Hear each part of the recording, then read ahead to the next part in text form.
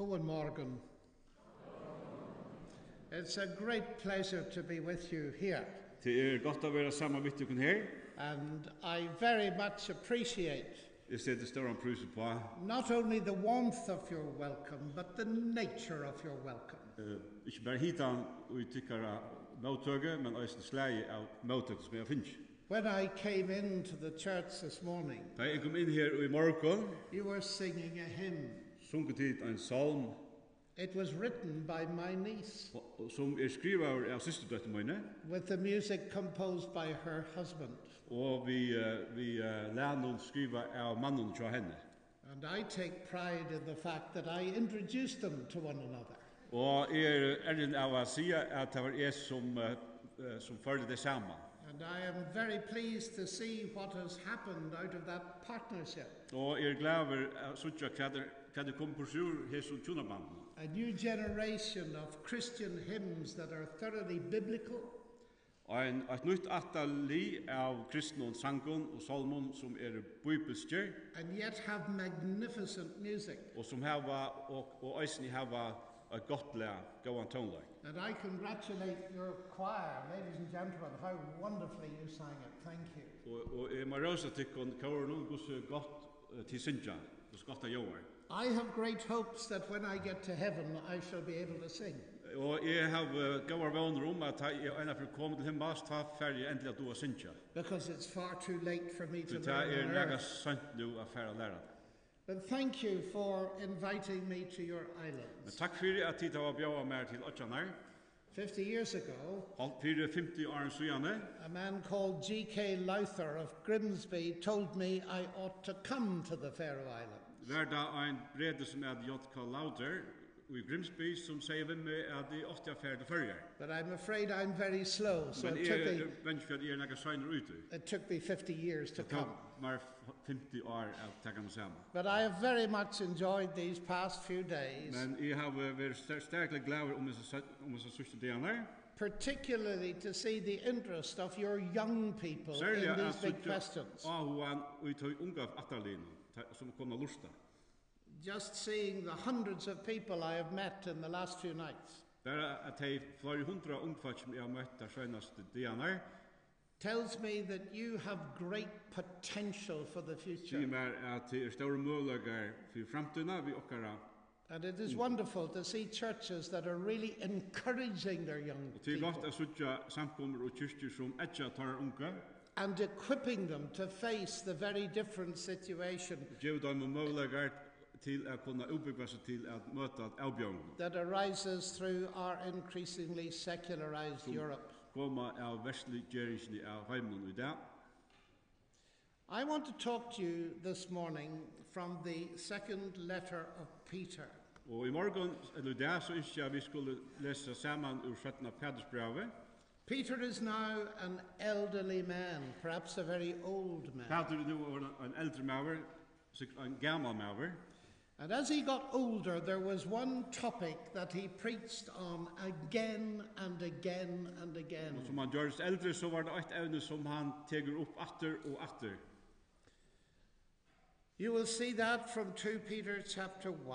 Og ta sutja vi i 17 Petersbrevet kapittel 8.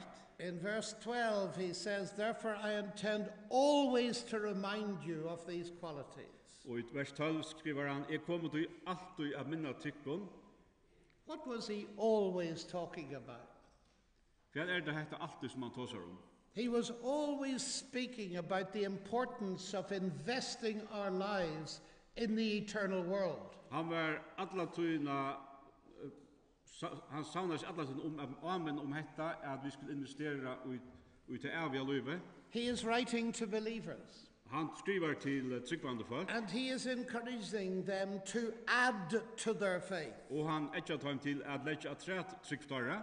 Verse 5, Vers 5, sender leggja tykkon til just eina vi, og i tryggtykkara at visa dikt, og i diktne kunnskap. why should we bother? Hvor skulle vi leggja ut det? Why should we invest our time, our talents, Hvor skulle vi bruka tøy og evner til hettar for Jesus Christ? fyrir Jesus Kristus? And Peter is about to answer that question. Og Peter I fer vi å svære hese spurningen. And his basic reason is very simple. Og grunden ser einfalt. It makes a difference how we live as Christians. Ta hever tutning hvordan vi liva som tryggvand. This is a topic that I find is not often spoken about. Og jeg halde at hetta vi ikke ofta tåse Peter explicitly says here Peter sier her, right, that if we add these things, at vi letja at hetta som nevnt, that is, if we develop our moral and spiritual character, at hvis vi menna okkara moralska og andalia karakter, then he comes to the final point in verse 11. så kommer han til testen i vers 11 her vi lesa, «Tui a henda hatt skal tykkun rykliga vera given inngengur og i evia rykje Herra og frelsar okkara Jesu Krist». Please notice exactly what that says. Legg merke til just hva stender her. It is not saying if you add these things you will get into the kingdom of heaven. Det stender ikke at vi letja hetta at så kommer vi inn i himmelen. Getting into the kingdom of heaven is through faith in Jesus Christ. At komme inn i rykje himmelsens vi trygg av Jesus Kristus. It is not by our human works or merit. Det ikke vi okkara verskon, mannaverskon.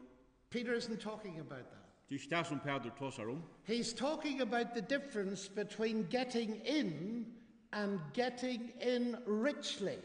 Han tåsar monumiddelen at komme inn og at komme rykliga inn. The word richly is the operative word in Greek. It's the first word in the sentence. Og i griska malen det fyrsta året i setningen heter rykliga. That raises a number of questions, of course. Som setter fram naga spurningar. What do you mean to get in richly? Hva merker hetta at rykliga koma inn? Well, I think I can give you one or two illustrations. Jeg kan gjøre det einar eller fær lysingar av hesson. Here's a little boy of 5, and it's his birthday. Det ein smadrongur som hever føringar der. And his dad is kicking a football with him. Og papen spelar fotball við no. And the little boy is full of his dad, what a wonderful dad he's got. Og hesson drongur sér go så góðan papa han hever. Well, that's very good. Og det godt. Now imagine the boy at 35. 35 years old. Drongur nu born 35. Han var 5 år, nu han 35. It's his birthday again. Og nu fyller han atter. But he's not kicking football with his dad on his birthday at 35. Han spelar ikke longer fotball ved pappa sin som 35 år gammal. No, he's sitting down with his dad talking about the latest results in atomic physics. Og han sitter nere og pratar ved pappa sin senaste utslutning i atomfysik. Because his dad is a physicist. Fordi pappen Alice-frøyinger. And he's been studying with his dad for years. Og han lyser sammen ved pappa sin i mange år. And now they've got a richness of experience. Og nu har man der finnet rykelig av erfaringen, av røntgen. That he couldn't have when he was 5. Som han ikke heier da han var 5 år gammal. At 5, he was playing football. He was not conscious of any loss. Da han var 5 år gammal og spalte fotball, da var han ikke grøy over noe annet. But now he's grown. Men nu han tilkommet, nu han mentor. And so the depth, the wealth, the richness of his entry into his father's fellowship is much greater. Og vire og alt det som hever vi kunnskapen om papan blevet nek større. And it's like that with eternity, ladies and gentlemen. Og så det vi evanlagene. It's one thing to start and trust Christ and have eternal life. Efter å byrja i trunnet av Jesus Kristus og få evigt liv. But does it matter if we allow it to grow or not? Men det lukka mykje om vi vaksa eller ikkje? Well, here's one way in which it will matter. Her Augustus hver vi sutja det germon. It can affect the wealth Det kan avvirska rykjedømme of your eternal experience of God. av vi opplevingen av gode. Is it worth it? Det verst det? Why should I bother? Hvor skal jeg letja nega ui hetta? And there are many things our Lord pointed out that would depend on the way in which we lived with him on this earth. Og til nek som Herre Jesus pøygar av, som avvirskar til hvordan vi liva her av hjørne. He talked openly to his disciples about reward. About reward. Ja, han tar seg oppe vi lærersvenner søgner om lønene. It matters how we live. Ta hever germon hvordan vi liva.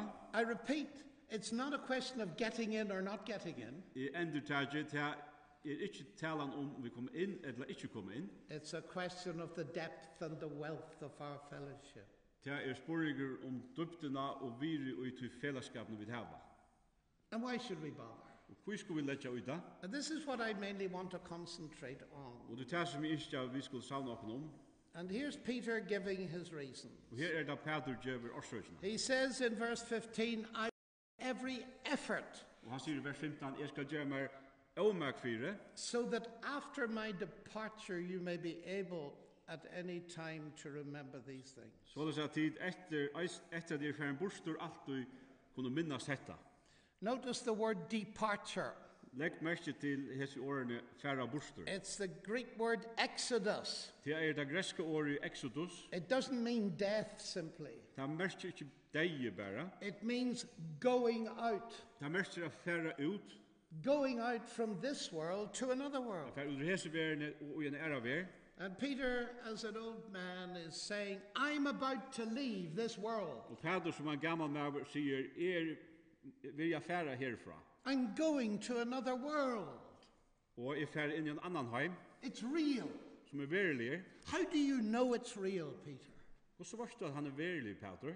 I get asked this question so many times. Jeg vil spurt hendan spurningen så ofta. You believe in a world that you cannot see. Du trust på en heim som du ikke sarst. How do you know it's real? Og så varst du at han verilig. Isn't it a myth, a fantasy, a human invention? Det ikke bare eventyr, det ikke bare fantasi som vil komme opp i manna hugsa. It would be very foolish to invest your life in a fantasy, wouldn't it? It would be very Foolish. Det vil være bort at investera løyvikjadar og et eventyr, hei ikke det?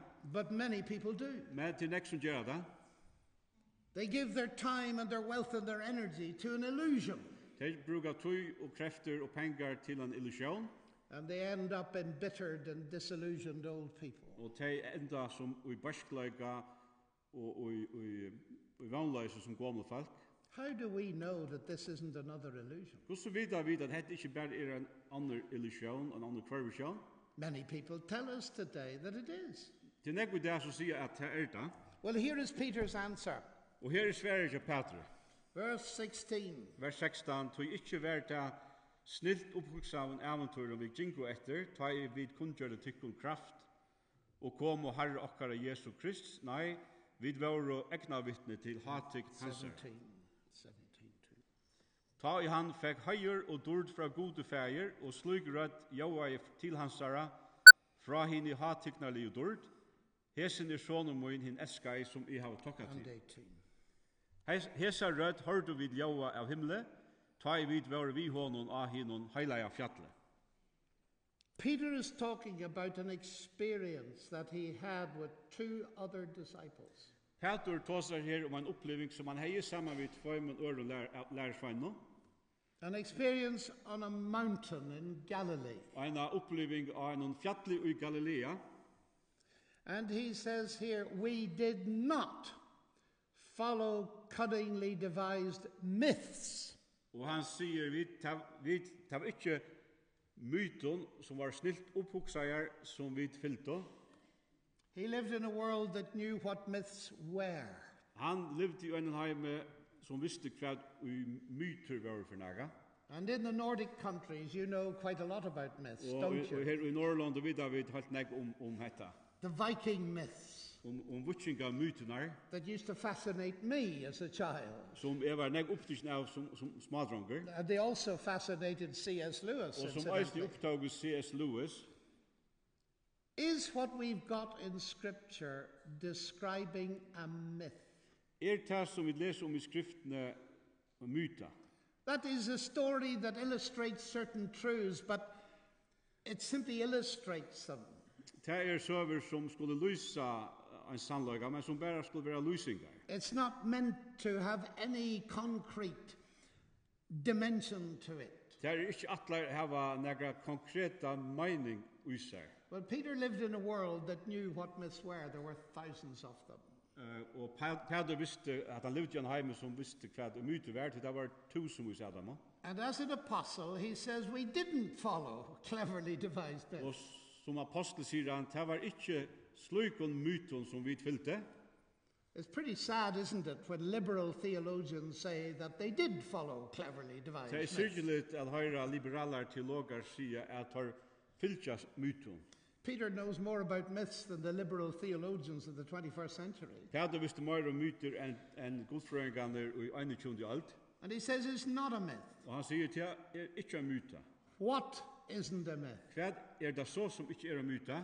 We didn't follow cunningly devised myths when we made known to you two things. Det var ikke snilt oppvoksa av en myton som vi gingo etter, ta og vi kunngjørte tikkun tvei ting. The power and the coming of Jesus Christ. Som er kraft og komme Jesu Krist. That's not one thing, it's two things. Det er ikke ett, det er tvei vidskifter, det er tvei ting. It's concentrating on the nature of Christ's power Det er at ikke er det konsentrere seg om Kristi kraft, and the fact that he will return. og verløgjen er at han kommer atter. That is a very important central Christian teaching. Det er en sera tøyande læra for okkom kristna, en central læra. Jesus Christ is God incarnate. Jesus Kristus er god inkarneraver. The world crucified him. Heimeren krossfesti han. It cannot imagine that it's heard the last word from him. Det kunne ikke hugsa at det ikke var det sørste året de hørte fra honom. He will come. Men han kommer.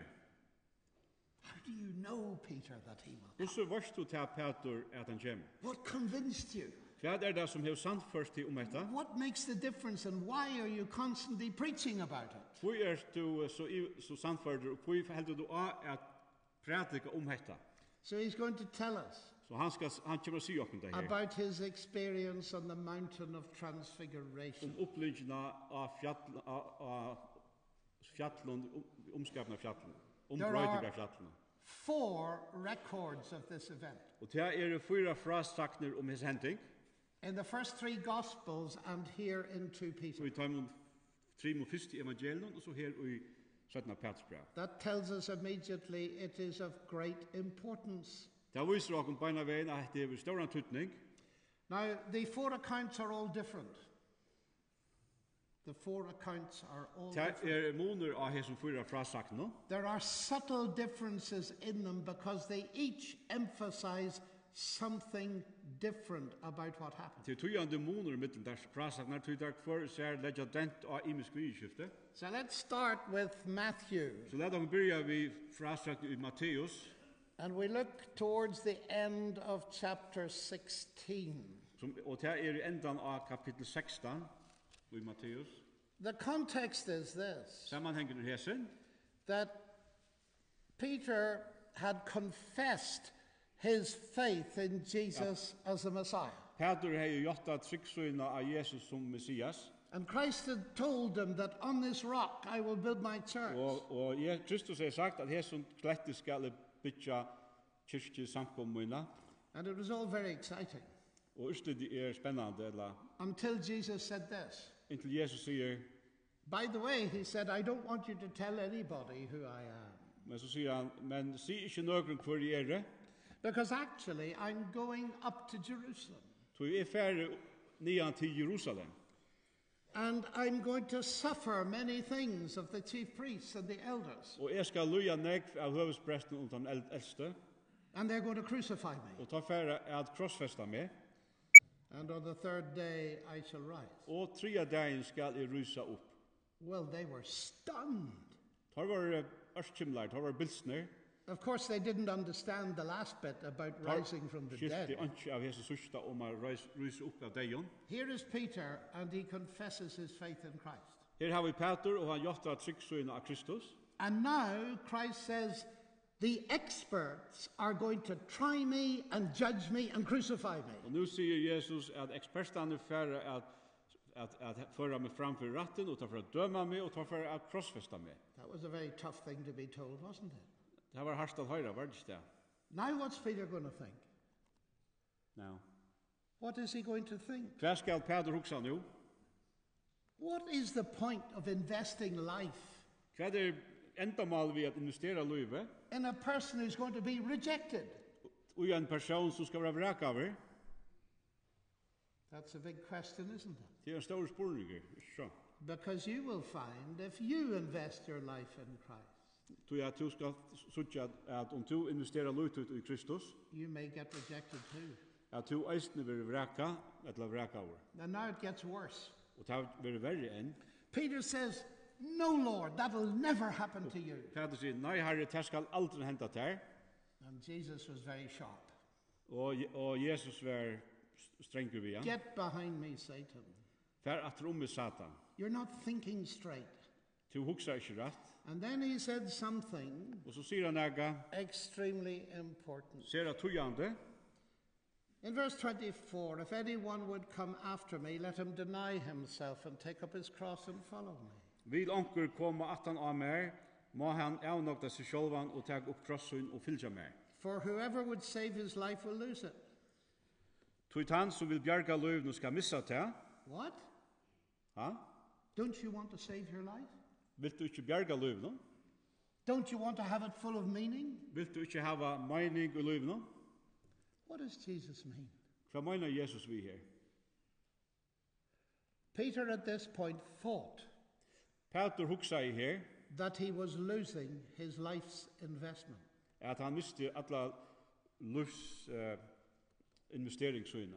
He was a fisherman, Han fiskemaver, like many of you in the som mega Faroes. tykkun her i Færjum. He'd given up his fishing business. Han har sagt starve fra seg som fiskemaver, He'd invested the money in Jesus. og han har gjort uiløvsøynar i Jesus, And for 3 years he'd been following Jesus. og i 3 år har han fyllt Jesus i etter. The whole of life's investment, his time, his energy, his money, was Jesus. Tøy og evner og sinne og alt har han lagt i Jesus. And now Jesus says, I'm going to be rejected and crucified. Og nu sier Jesus, jeg skal være vrakaver og jeg skal være krossfest. Can't you understand how Peter responded? Kanst du hugsa deg hos Peter sværa i her? He thought his life was going down the drain. Han hugsa at liv hans ble skåla ut drakk avløp. It's wasted investment. Det var bortespilt uiløva. Goodness me, if I hadn't been wandering around Galilee after this preacher, my fishery business would have been 10 times as big. Ja, hei bara, i stedet for at jeg her med i 3 år 18 hans mann og fiska, så hei finnes nekk mora borstrur. He thought he was losing life. Han hugsa at han misti livet. The word for life is very interesting. Tui at hette år for livet sera tujande. It's the Greek word psyche, from which we get psychology. Så kommer av åren syka som her vi har psykologi. And it's a big word. Det størst år. That is, it has a big spectrum of meaning. Det har en brøyan tutning. And here it doesn't simply mean physical life. Her merkte ikke bare fysisk liv. It means what makes life to me. Det merkte hva gjør livet til liv for meg. And Peter thought he was losing it. Og Peter helt at han mistet det.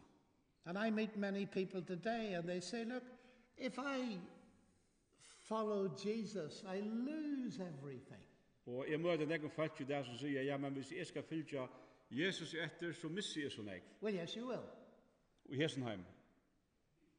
That is if there is no other world. Det hvis det ikke finnes en annan heim. But suppose there's another world. Men sett fyrir at det en annan heimer, Then what seems like loss here, så vil det som tidligst av være misser her, it could just be an investment in another world. kan være en couldn't it? uiløva og en annan heim. And this is what Jesus is talking Og about. det som Jesus tåsar her. He says, first of all, whoever loses his life for my sake will find it.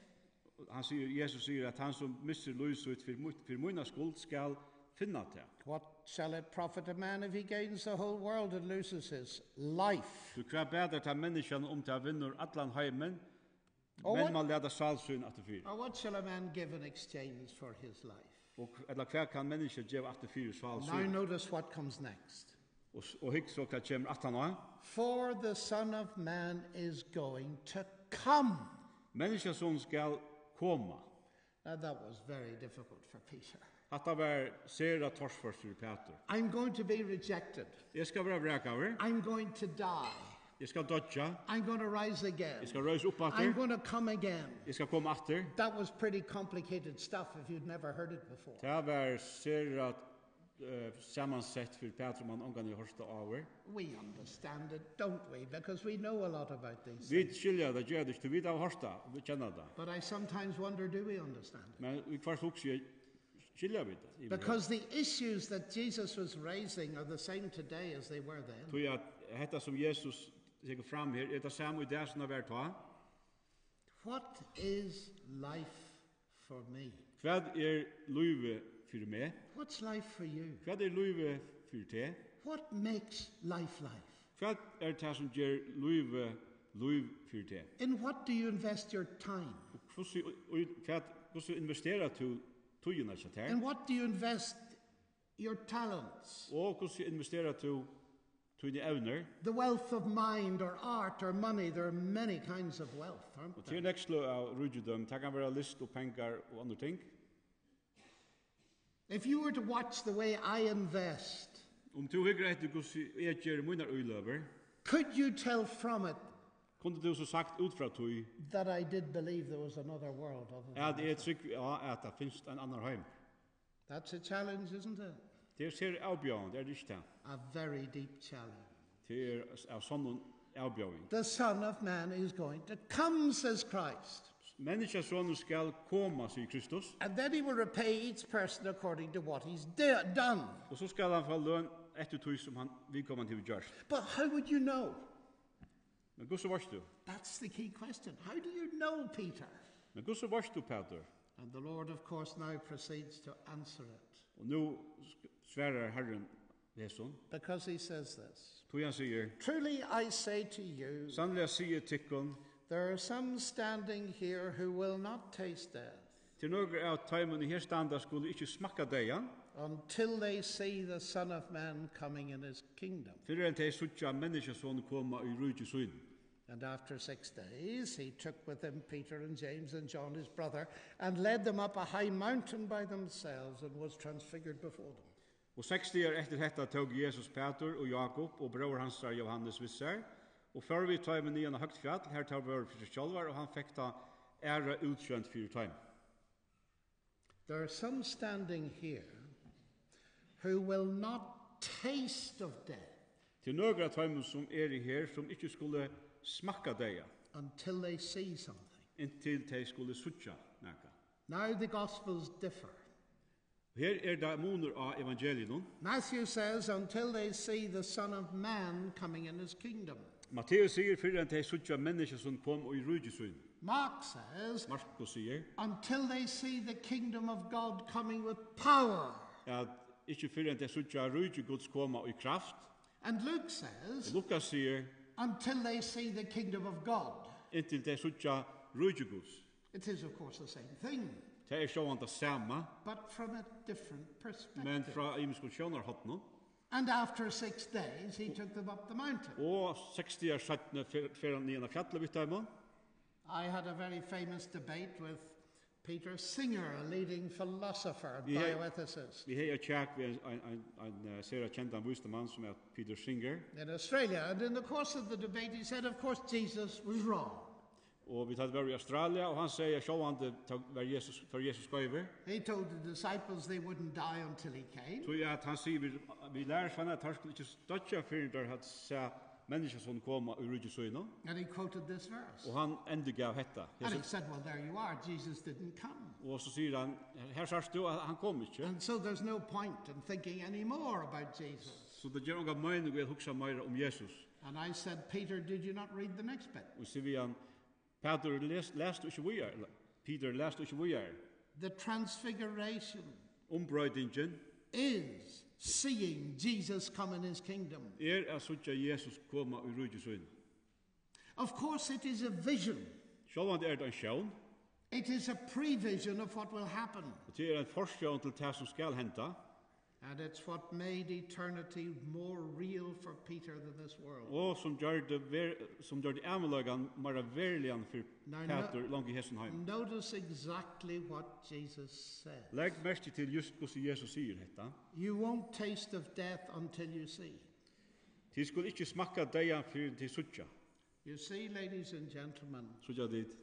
1 nanosecond after death, Et parst av en sekund atna deian, you will know the kingdom of Jesus is real. skal du suttja at rujtje Guds veriligt. But then it will be too late Men ta verda og sant, if you haven't trusted him. om du ikke hever tidlig melder hon. The question that's being addressed here is this. Spurningen som vi setter fram her i hessen, Can you get convinced before death that it's real? kanst du vera sannførd eller sannførder Aren dei ber en verilig. That's the key question that you face and I face. Som du og møta. If it's real, Det verilig, death will convince you immediately. så skal deien sannføra det. But how do you get convinced before death? Men hvordan verður sannførd eller sannførd Aren deia? That's the point of what our Lord did on the mountain of transfiguration. Det var endamal vi hesten som Jesus gjørde av ombrøytinga fjallene. So he took these three men up above the world on a high mountain. Så han tog hesar trudje lærfannar upp heimen, upp på et hoa fjallet, And suddenly something happened. og knapplig hendte naga. Now I don't know if it was daytime or night, Jeg vet ikke om det var davar eller kvöld, but suddenly something happened to the face of Jesus. men knapplig hendte naga vi anlidde Jesus her. The Greek word is metamorphosis. Det griske ordet som brukt metamorphosis, It changed det ombrøytest. and it started to shine like the sun. Og det byrja lysa som solen, det skein som solen. It was an overwhelming sight. Det var en stor sjån. Peter knew about the sun in the sky that illuminates earth. Peter kjente solena av himmelen som lyste av hjørna. But now the sun appeared to be standing beside him. Men nu sa det ut som solen stod vid syden av hon. The radiance, the light, the energy was pouring from the face of the person that stood by him. Og skine til lyste bant og han fra personen som stod under linjen. And Peter discovered there's another world Og Peter sa at det finnes en annan heim. in which Jesus is the central illumination. Her som Jesus til skine som i sentrum. Have you discovered that world?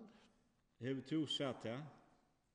Oh, how important it is to discover that world. Det så tydninga mykje at finna ut av at suttja hendan heim. This world is determined to get rid of Jesus. Hesen heimer hei avgjørst at sleppa seg av Jesus. But oh, come with me up this mountain to see who he really Men is. kom upp av fjallet vi honom og sutt hvor han verilig The blazing light of eternity. Detta skine fra ærmelaganen. And we heard the voice, Peter said, Og vi hørte rødt hansar, sier Peter. "This is my son." Hesen sonen min. It was awesome. Det var størslige. Peter never forgot it. Peter glemte det omgang til. And ever afterwards he was constantly telling people, Og etter søgjene var han alle tøyene avbjavende med det feltje. heaven is real. At himmelen verilig. Eternity's real. Ærmelagene verilig. How do you know, Peter? Og så varste det, Peter. I've been there. Jeg har vært her. Have you been there? Har du vært her? All these things are so important in a world that's made tiny by materialistic philosophy. Det så tøytninger mye i en heim som gjør det så lydesverst og i en materialistisk heim. The whole pressure of our society is to get you to believe that this world is a closed system of cause and effect. Her som trøst i hessen heim at folkene trykker på at vi lever i en lukkan, en lasten heim. The transfiguration proves it isn't. Og ombrøydingen prekvar at såles det ikke. There is another world. Det en annar heimer, And Christ is its son. og at Kristus solen. And just as the sun in the sky is the source of all our energy and light, Og eins solen av himmelen kjeldan til orsku og til ljós, And if the sun were to be extinguished, all life would be in a relatively few minutes. Og solen slaknar så vil det alt være mist några få minutter. So there is another world. Så det en annan heimur. And he is the center of its illumination. Og han energy. middeplen, han sentrum fyrir ljósnum, fyrir That's sínum. big stuff, isn't it? Det størst ikke. But it's one of the reasons why I'm a Christian, ladies and Men gentlemen. det en av årsaken til at en tryggvande, en kristen. God has made us for big things. God has made. Us for big things. God har gjort noe til noe størst. And he gives us a God and a Savior who's big enough Og han gjør oss en god og en frelser som stor nok to occupy our hearts and our minds til at okkara hjørster og sinne ver opptidgen vi hånd. for an eternity of time. Fyrir allar æver, And people tell me it's boring. og folk sier hvem hette trøttand. And they're sitting playing computer games that are trivial Og de sida og spela teltespøl, when there's a whole ocean of undiscovered truth in Det the scriptures that's closed to them. og et helt hav av sannløygen som vi ikke har sett i skriftene, som vi kunne finne ut av å lese. But something else. Det hendte noe annet eisne, His garments became white as the light. og klei hans var kvitt som ljøse. And now we turn to Mark because he puts it in an amusing way, really. Og jeg venter meg til Marskos, han sier det og på en sinter stuttligere hatt. He says the garments of our Lord Ja, klei herre okkara, became so white gjør det så kvitt, that no laundry on earth could make garments that white. at ikke vaskje evne og i heimnon kunne finne deg til å være så kvitt. That's actually what he says. Det er det han sier. No laundry could do this. No laundry on earth Ikke vask av hjørne kunne gjørst det så kvitt. could do it. Kunne gjørst dette. But the word could in Greek is no laundry on earth has the power to do it. Og det er av kristne stendet det at ikke vaskje evne eller ikke vask av hjørne har haft kraft eller makt til å gjørst det. Now go back to the statement of our Lord in Mark. Og så fer atter til det som vi leser om i You Mark. shall see the kingdom of God coming with power. Til skulle suttja rujje Guds koma og i kraft. He's going to tell you about the power of our Lord. Han skal vise at det kun kraftna til herran. What is power? Hva er kraft? We can send people to the moon, Vi kunne senda folk but upp av we mannen, can't control our thoughts. men vi kunne ikke styra hoksan okkara. What's power? Hva er kraft? Well, says God, God sier, have a look at the garments of this man. hygg etter klævnen av hese manne. Beautifully white. De så vøker og kvitt. It's a symbol, of course. Det sjående en mynd, en I lysing. imagine at weddings in your country, brides wear white, do they? Og jeg råkner vi at brorna i fargen i kvitten kjålen, You know why that is, don't you? og til vita hva det så. It's a symbol of purity. Og til en mynd av regnleika, And that's where real power is to be seen. og til her som den verilige kraft eller makten Oh, we've got big power in terms of nuclear power, electric power, Vi atomic tar power, kraft i kjattenorske og i ravmakne, but we can't control our anger men vi kunne ikke styra okkara brøye, or our envy. eller Or our lust. øvund, eller okkara listun. And God said, do you want to know what power is? Og God sier, vil du vite hva i makt eller kraft Just look at the character of this man. Hikk bare etter linten, etter karakteren i hese manne, No laundry on earth can produce that. ikke vask av hjørne kunne gjørst dette. It's telling us that the source of the power to be holy and pure is heavenly. Det viser okken at opprunnet til hese kraftene av være rein og heila himmels, kommer omanfra, And please notice that the color of holiness is not black. og legg merke til at literen av heila løyga ikke svarter. Through the ages, so many people have depicted holiness as black, Jøkken Øltner det så mange som har lust heila løyga som as svarstånd, negative. som negativt, The color of holiness is white. men literen av heila løyga kvitt. Because purity is a magnificent thing. Tui at reinløyga nega vakkurs, nega gott. Integrity, uprightness, integriteter, att vara rätter, credibility, att vara ha tro, trustworthiness, att kunna vara allutande, goodness. och vara goer. These are beautiful things. Det vöker. It's sin that turns the world black. Det it's sin. Sin turns the world black. Ja, det synden som ger heimen svarstan. And it will turn your world black if you Og let som it. eisne vil gjøre Tunheim svarstan. Power. Kraft. Oh, but it's more interesting than that, isn't Og it? det er mer avhørt enn hetta. Suddenly, Knapplega, there appeared Moses and Elijah. så visa Moses og Elias seg av fjallene. Now the scientist me gets very fascinated. Nu just visende mer en avhøver. Science is fascinating, isn't it? Visend We fascinerende. try to understand the universe. Vi regner å skilja allheimen, Well, what about this story now? men hva hender her, eller hva søvan her? Moses and Elijah lived centuries apart and centuries before Jesus. Moses og Elias levde flere ølter for skåte, og de levde nekvar ølter av Jesus. Moses never got into the promised land. Moses kom omgående inn ut av lova i He landet. was buried outside it. He was buried outside it. Han var gjeraver utanfyr. Now he's in it. And he is a contemporary with Jesus Christ. Og now is it. Yes, in this Og nu story. han nu han samstund som Jesus. What sort of power does that? Hva det for slag av kraft som gjør hetta? That makes Moses and Elijah contemporary with Jesus. Som gjør hetta av Moses og Elias samstunde som Jesus. Oh, this is exciting. You know. Dette spennende, ikke det? I had a wonderful father. Jeg har en gåan, en skjera gåan pappa, He died before he reached my age. og han døg han ble lukka gammal som er, And he's been in heaven for about 40 years. og han har vært i himmelen i nu 40 år. What age do you think he'll be when I arrive in heaven? Hvordan gammal helt han vært da jeg kom her? Oh, this is magnificent, ladies and gentlemen. This is my... Magnificent. Dette størstelig tid. Moses is long dead, and so is Elijah. Moses hever lunge deir, og ta sama hever Elias, But they're not dead to God. men tar ikke deir for gode. They're contemporaries Tar liva samstundes of Jesus. som Jesus.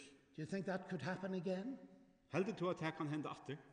Here we're seeing just a small picture Her sutja vi bare en luttla mynd of what's going to happen on a huge som scale. fyrir a henda i en overstående mate.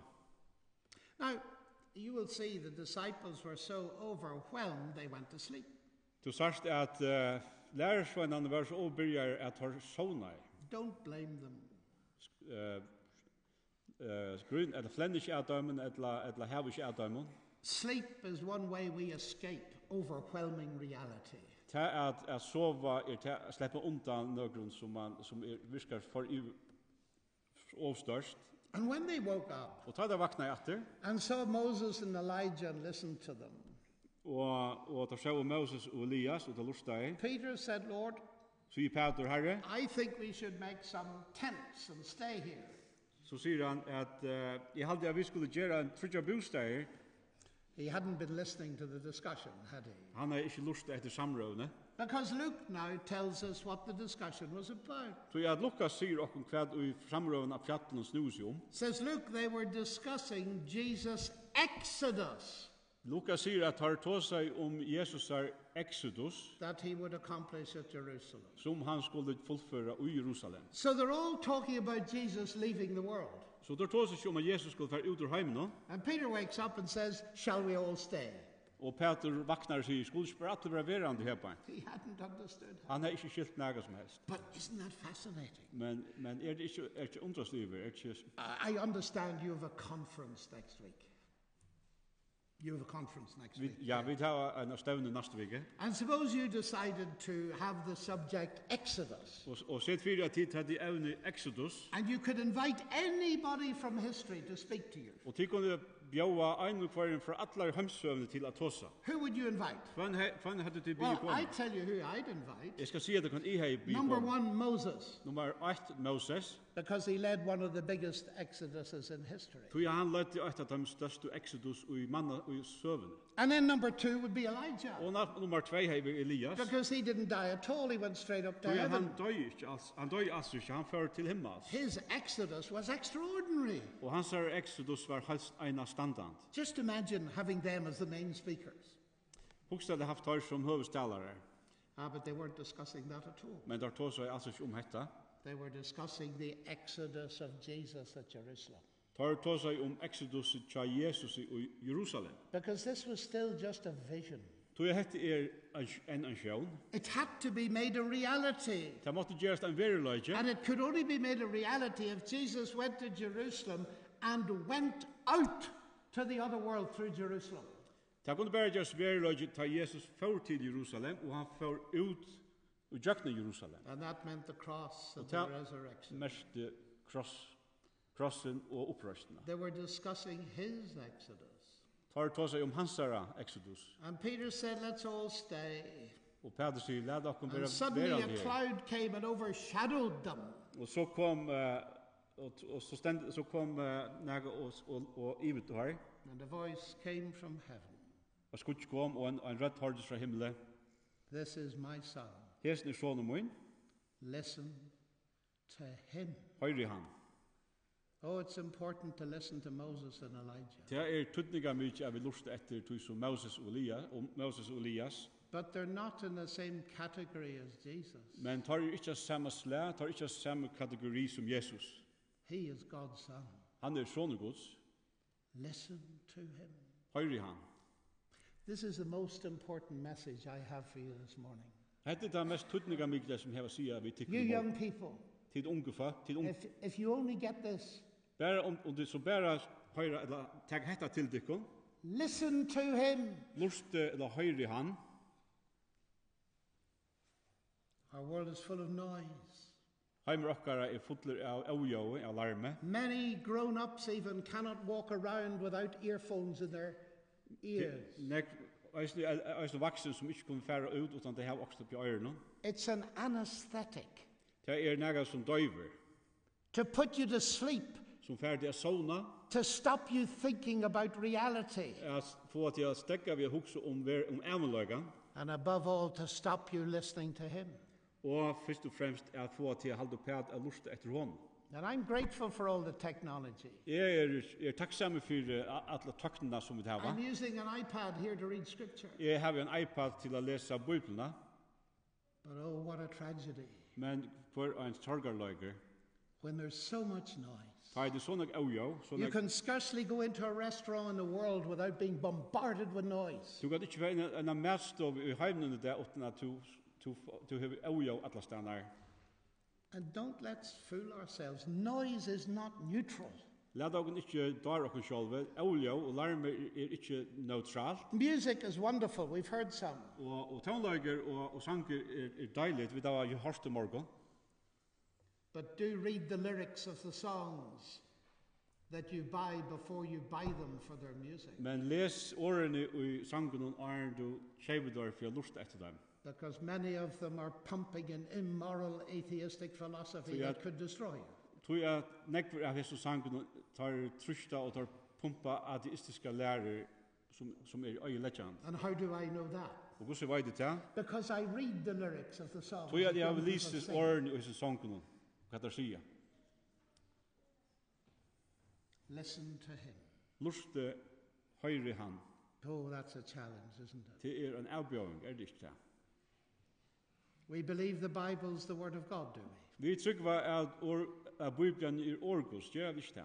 That God speaks to us through it. At God talar til okkar og jöknen han. How much time do we read it compared with our watching television? Hvordan brukar vi at lese hana samanbor vi at sida framan for Or the sjómarskulpa? internet. Etla at vi er internet nå. Now we can tell whether we're real or not. Og vi kunne sia om det er veriløg eller ikke. Forgive me for being straight, but Fyrir meg at det er så bant fram. But our world is so desperately needy of people who take God seriously. Men heimeren i dag hever så allstauran tørv av folk som liva hendan verulega. And stop playing at superficial religion, Og at vi spela okkom vi naga yverfladiska religion, where they visit God once a week in a box and leave him there. And they're not really interested in Scripture, all the rest of it. hver okkara kristendom i ein tøyma boks anna for vikna, Now, of course, you're not like that. men tid ikkje såleis. But it's always possible there are some people. Men det kan være at onker såleis. Because I've got a wicked old heart, just like everybody else. Jeg and I har know my own heart. gammalt hjärsta, lukka som vi hava et annet hjärsta. So the message is to listen to him. Så bådskapen a lusta etter hon. But now there's more, isn't there? Men til meira her til I Petre, shall have to be very quick. og nu skal det gjøre kjøtt av. We are told that our Lord then came down the mountain, Så leser vi at Herren kommer ned av fjallet, and they met a man og så tar møte en manne, who came up and knelt in front of Jesus. Up and knelt in front ja, of som Jesus. kom, og han bakte seg, eller han leie seg framme for Jesus, And he said, Lord, og han sier, Herre, have mercy on my son. miskunna sine møyne, He falls into the fire. tog han detter i elden, And I brought him to your disciples, and they did not have the power to heal him. og jeg kvarde han til lærersvenn tøyner, og tar hadde ikke kraft til å grua han. They didn't have the power. Tar hadde ikke makt, hadde ikke kraften til det. And the Lord looked at his disciples, Og Herren hikker av lærersvenn tøyner, and he said, you didn't have the power. og han sier, det hadde ikke makt, det hadde ikke kraft. All things are within the power of him that believes. Alt honom møvler som tror, Bring him to me. leie han til møyn. This is very poignant, ladies and gentlemen. Hette sera tøyande. Up on the mountain, God said, look at my son. Oppi av fjallen var sagt, hest sonen møyn. And down at the bottom, this distraught father says, Og nere her i dalen sier hesten her er lukkelig papen, look at my son. hikk sonen møyn. That's different, isn't it? Her moner av, det ikke? Have you ever felt it? Lord, look at my dad. Har du nærmest sagt, Herre, hikk etter Iva møyne, Look at my mum. hikk etter pappa møyne, hikk etter mamma møyne, Look at my brother. hikk etter badja møyne, Look at my sister. hikk etter siste møyne. We've all felt it, haven't we? Vi tar alt kjente, har det ikke. And haven't you wept as a parent, Og har like du I have? gratis som forelder som jeg har, Look at my son, Lord. hikk etter sine møyne, Herre, When your heart's breaking. og at du så hjertabråten, This is reality. dette veriløys. Up on the mountain, it was wonderful. Oppi av fjallen var det underfullt, Look at my son. hikk etter sine møyne. And down in this messy world, it's look at mine. Og nere i hesten her heime som så avskipaver, sier han, hikk etter møyne, sine møyne. And sometimes we say, Lord, look at me. Og vi først sier vi, Herre, hikk at mer, Have mercy on me. og miskunna mer. They couldn't do anything. Ta kunne du ikke gjøre. They didn't have the power. For hadde ikke kraftina. And Jesus said, bring him Og Jesus sier, leie han til møyen. to me. Leie han til møyen. How long have you been bringing your son to Jesus? Hvordan landet har du lagt sånn tøyn til Jesus? Perhaps years. Kanskje der? Don't give up. Ikke stegga ikke. Don't give up. Halt ikke oppæt. Don't give up your prayers Halt ikke oppæt a bia. for your kids who've wandered, For badnetøyne som for your parents who don't trust som Christ. færen borster, og for foreldre som ikke trykker av Kristus. Don't give up. Halt ikke oppæt. That's difficult, isn't it? Det torsført, det ikke det? Why shouldn't we give up? Hvor skulle vi halde oppæt? Because Christ himself told us not to give up. Tog at Kristus selv sier at vi skulle ikke The halde oppæt. parable of the widow constantly coming. And the parable of the widow constantly coming and asking for justice and mercy. And the Lord said, don't give up. Herres blev vi å si hese ordene til de som luja, at halte ikke opp et. You see, the reality of the eternal world Sars du verløgjen av tog evige heimen, is seen on top of the mountain.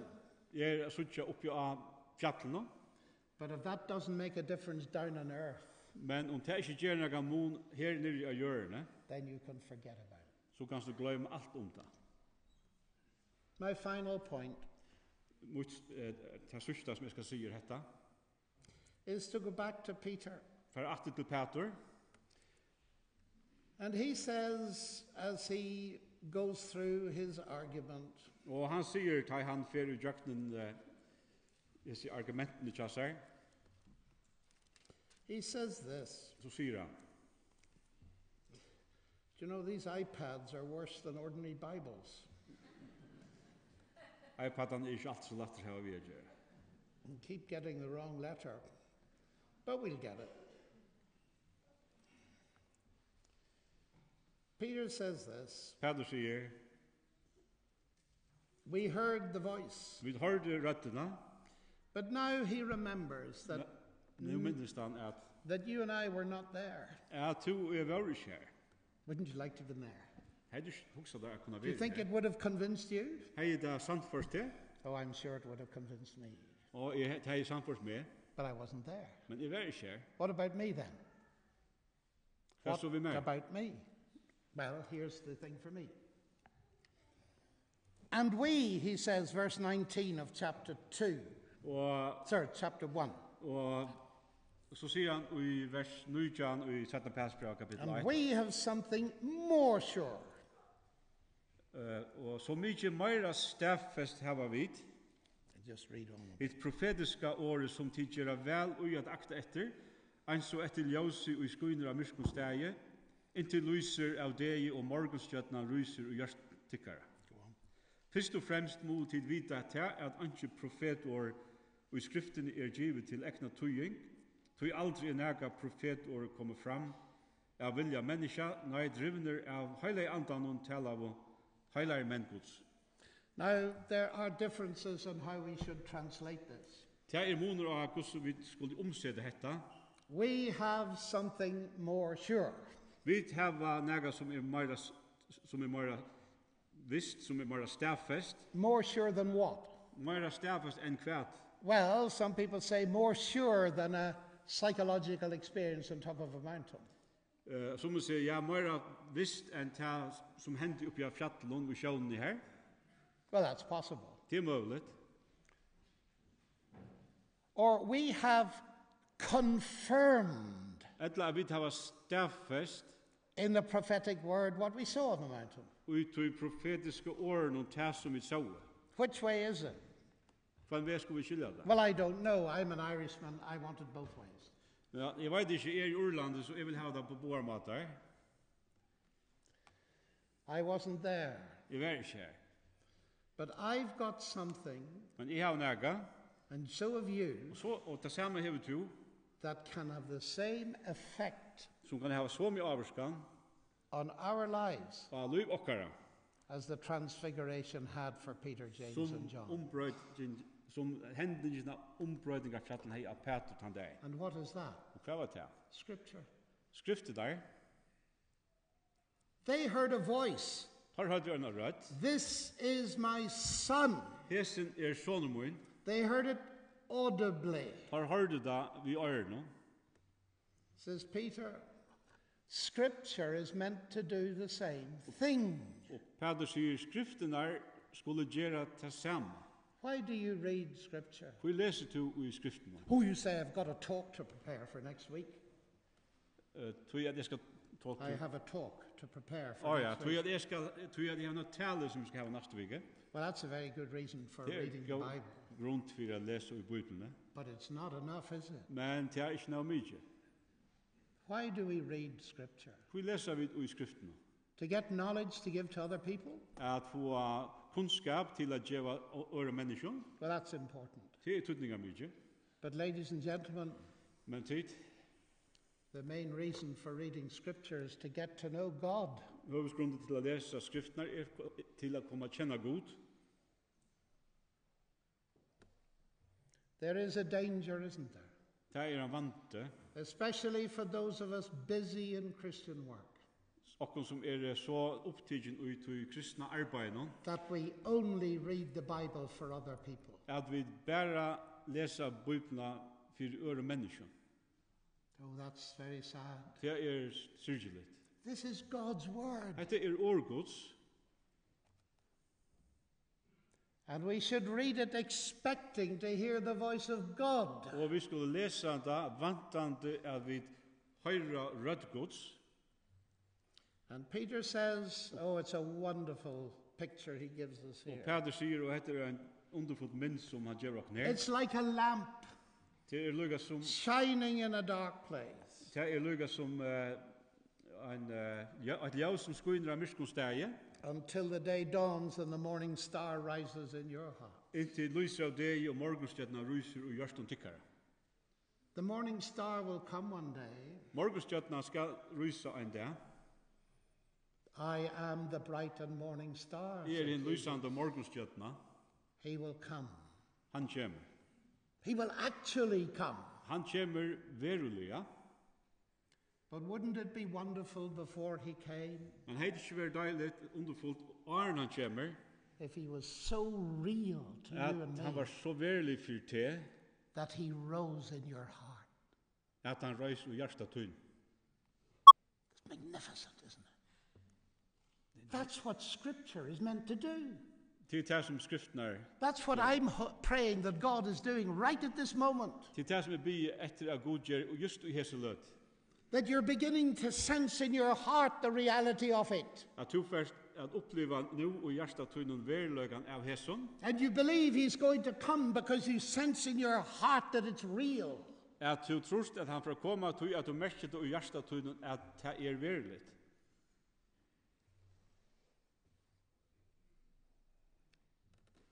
Peter says you've got to realize Peter sier at Timo og Sutja, what Scripture is. hva skriftene It's not somebody's private analysis. det ikke at hava naga privata gransking eller What does that mean? hva merket det? It means Scripture wasn't written by clever people looking at history and politics. Det merket det at skriftene ikke skriver av klogen folk som hittar etter søve og politikk, And because they were brilliant, og at de var så klog, using their analysis to tell us about reality.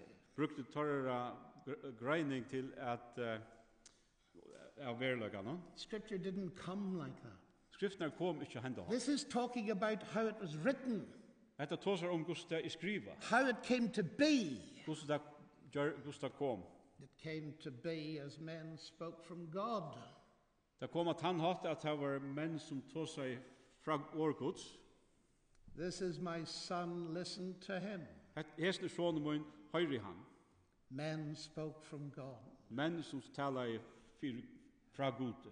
I close with a story. Jeg skal enda vi en søve.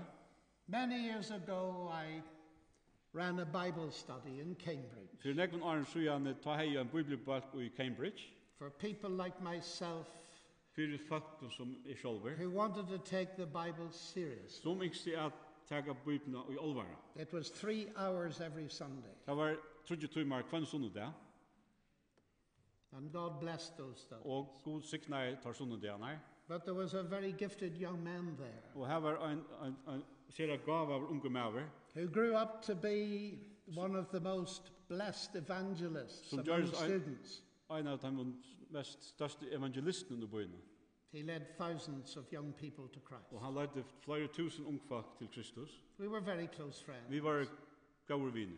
So one day we were talking, and En dag vi tog seg sammen, he said to me, you know, if I die before you, så sier han, om jeg dødje Arn to, I would like you to speak at my funeral. så vil gjerne feien at du tog seg vi gjøre for min. I said, you're a young man, younger than me, I'll die before you. Is You it too- speak at my funeral. Hvis du er nek yngre enn jeg, så er dødje Arn to, så taler du vi munna gjøre for.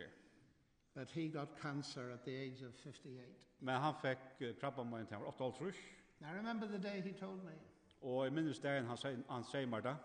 full of surprise that he was going to die before me.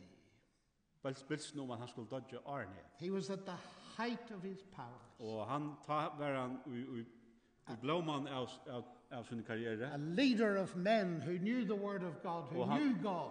Han ledde folk, og han kjente Gud. So I agreed to speak at the funeral. Så jeg åtte at tala vi gjerne. So I said, Nigel, så sier Nigel, what would you like me to say? Hva vil du jeg skal si? Without hesitation, he said this. Og utan at stegge av sier han, He said, John, John, tell them si vidt deg, to do what we did det som vi gjør. when we were students at Cambridge. Da vi var lesende av Cambridge universiteten. Tell them Si vidt deg, to soak themselves in the word of God. at fordjupa seg i året Guds. Tell them to wait on God Si vidt deg at boi etter gode, until the face of God appears. inntil anledd Gud skal åpenberast. And then he said this. Og så sier han, He said, then, John, og så John, they will have something to say. så skulle de hava nega a sia. Do you want something to say? Vil du hava nega a sia? I speak for my country, Jeg tås fyrir mitt land, where there's a great deal of preaching, but very few people have anything to say. her som det nek predika, men det fa som hava nega a sia. Because it's not coming out of living experience of God. Du at ikkje kjemur ut en livande oppleving av gode. Oh, I do hope you young people want to have something to say to the world. Jeg innskje at tid unge skulle hava nega a sia hesen heim. Salvation is free. Pressan fri anke, But if you want something to say, it's going to cost you. men om du innskje hava nega a sia, så kjem det at Your time, Tøytøyna, your energy, orsketøyna, getting into the Word of God, a seta det nyer og seta det inn i årgods, and waiting till you've got something to say. og a boi inntil du hever nega a sia. You'll never reach the world by getting sermons off the internet. Tu kjem ongan de hava nega a sia vi heim vi at taka tale nyer av internet no. We can get lots of useful ideas, of course, Du kan from other sjå people. få nek husgått at djeva øren falskje, And I am so indebted to others who poured their lives into me to help me. men jeg stande i staurar skuld til tar som hava givet mer så nek og lagt nek godt nir ui med. But in the end, Men vi enda, if you want to have spiritual authority and power in the world, om du ikke hava andalige myndelega og kraft i heimen no, if you want to have something to say, om du ikke hava nega sia, you personally tu personliga, will have to take this very seriously. måste taga hetta sera alvarsamt. You cannot do it second hand. Du kanst ikke gjøre det som er vinstra hans arbeid, det må være, It's real, folks. det må være litt. I'm glad I was told that when I was 14 or 15. Jeg er glad om at jeg fikk hetta å vite at jeg var 14-15 år gammal. I'm now over 70. Jeg er færen til 60, I don't regret a moment of my life's investment, small as it's been. og jeg engu ikke eina løte til uilønnes som jeg gjør, så lydet som det kan være. And in my quieter moments, Og ta i min stille løten, I sometimes wonder så undres det av if my wife and I were to die simultaneously in a car accident, at om jeg og kona døy samstånds i en bilmanlukke, and we find ourselves in heaven, og vi være i himmelen. and the glory of it dawns. Og dårten av hesten her risen, I wonder if I'll say to her, så hugsi om jeg har sagt vi hana, Sally, if I'd known what it was like up here, hei jeg vita Gustav er her oppe, I would have invested far more in it. så hei jeg investera nekmar ui hetta. God bless you. God sykne tikkum. Takk for det. Og vi færre så færre å høre sanger og synsja sangen vi frelseren kom en dag av fund. Gjør så vel.